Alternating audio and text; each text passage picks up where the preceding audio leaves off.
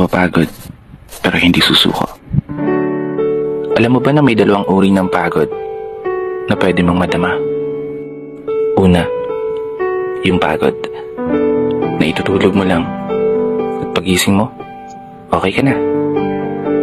Pero may isang uri ng pagod na talagang kakaiba. Yun ay ang pagod na hindi nadadaan sa pahinga. Isang pagod na magpapahiwatig kung gaano kabigat ang mga problema mong daladala. Pagod na magpapanginig ng mga luha sa mata.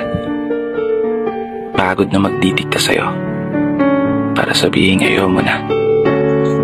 Mapapatanong ka na lang talaga, saan nga ba ang direksyon ng aking mga paa? Mga paang tila pagod na sa kakahakbang. Mga paang ngimay na sa kada tapak sa baitang ng hagdan. Isang hagdan na magdadala sa akin patungo sa isang palapag na pinapangarap ko.